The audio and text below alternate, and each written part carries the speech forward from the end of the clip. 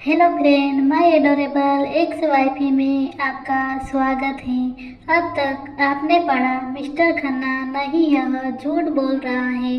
Please मुझे बचा लो शौर्य। माना कि मैंने तुमसे झूठ बोला, लेकिन यह तो सच है ना कि तुम मेरे ही बेटे हो। क्या तुम अपने बाप को उसे मारने दोगे?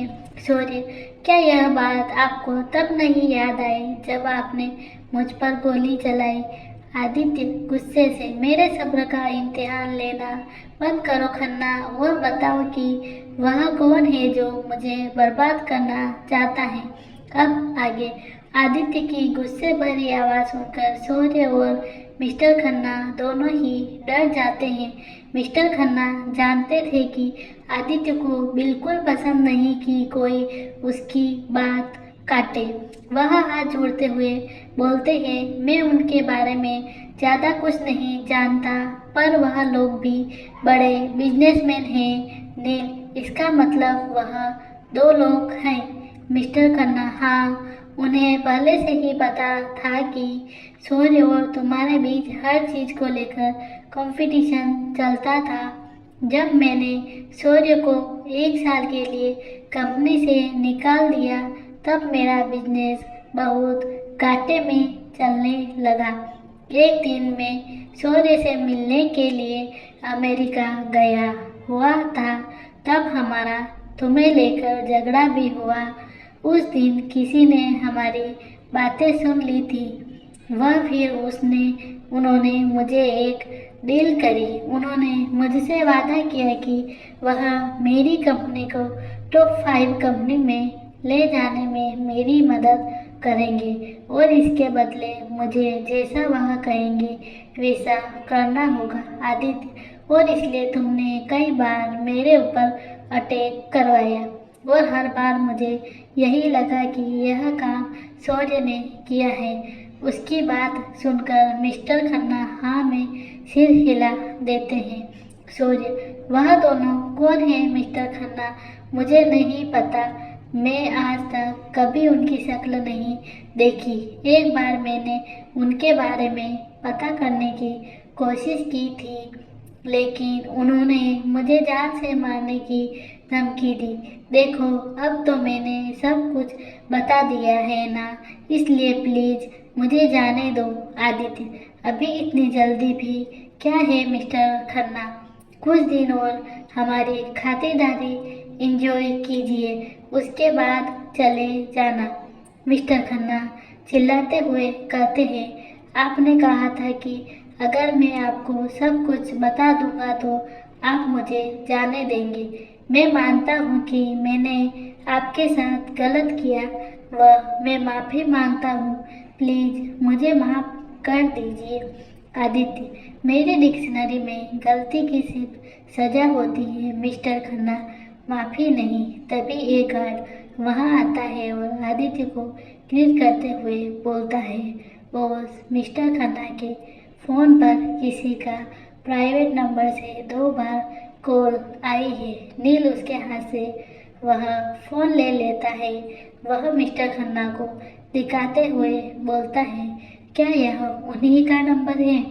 मिस्टर खन्ना हाँ में सिर हिलाते हैं। तभी वह फ़ोन फिर से बजने लगता है, जिसे देखकर मिस्टर खन्ना के माथे पर पसीना आ जाता है। नील उसके माथे पर अपनी बंदूक रखकर बोलता है, फ़ोन रिसीव करो और उनसे अच्छे से बात करो, और अगर ज़्यादा मुंह खोला तो बंदूक की सारी गोलियां तुम्हारे पेजे में उतार दूंगा। उसकी बात सुनकर मिस्टर खन्ना डर जाते हैं और उसकी बात मानते हुए बोलते हैं, फ़ोन रिसीव कर लेते हैं। नील फ़ोन को स्पीकर पर रख देता है। दूसरी तरफ से भैरव सिंह की आवाज़ आती है, तुम्हारी हिम्मत कैसे हुई हमारा फ़ोन न रिसीव करने की? तुमसे कहा था ना कि तुम्हें हमारा कॉल इग्नोर करने की इजाज़त नहीं है। वही मिस्टर खन्ना हकलाते हुए बोलते हैं, जी सर, गलती हो गई, मुझे माफ़ कर दीजिए। दूसरी तरफ से भैरव सिंह बोलते हैं, माफ़ी गई भाड़ में। तुमने अभी तक अपना काम नहीं पूरा किया।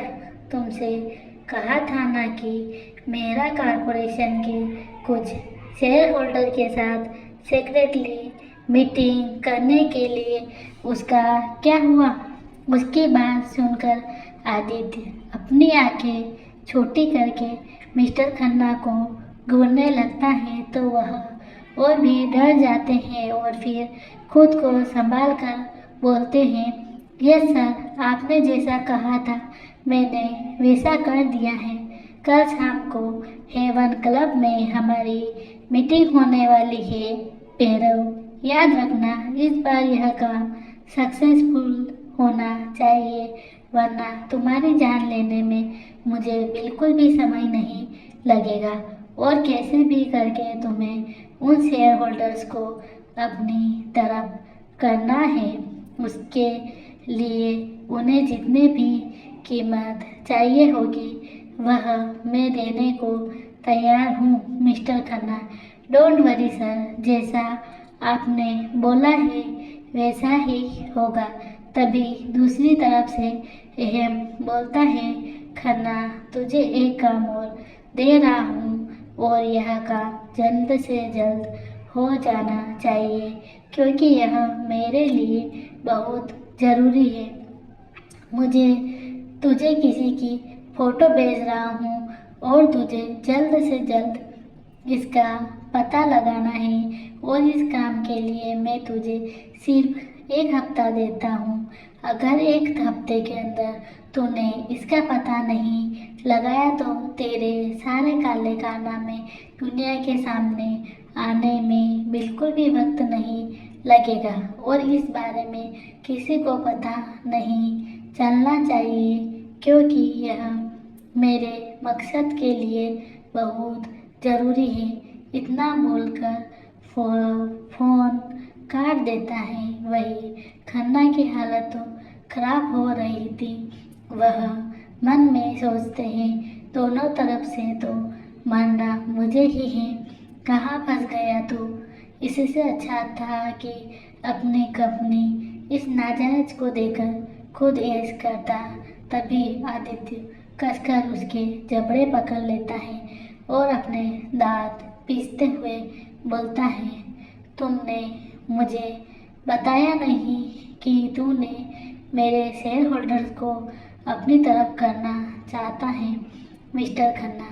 मिस्टर मेहरा, कल शाम को ही मेरी उनसे मीटिंग हुई थी और उन्होंने मुझे यह काम करने को कहा और यह भी कहा कि अब वह डायरेक्ट सामने से वार करेंगे।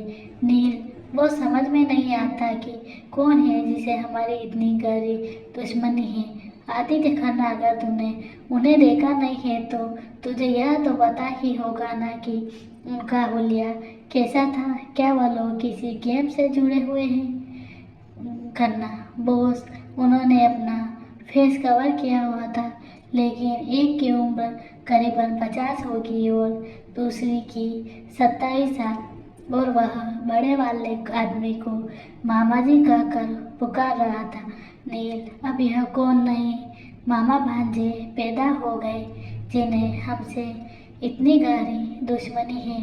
आदित्य ने इन्वेस्टिगेशन शुरू करो और उस क्लब की सीसीटीवी फुटेज चेक करो जहां पर उनकी मिस्टर खन्ना के साथ मीटिंग्स हुई थी।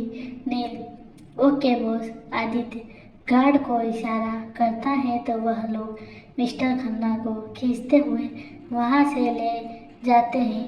तभी मिस्टर खन्ना के फ़ोन पर एक नोटिफिकेशन आता है। सॉरी, शायद उन्होंने उस इंसान की फ़ोटो भेजी होगी जिसके बारे में वह पता कर रहे हैं।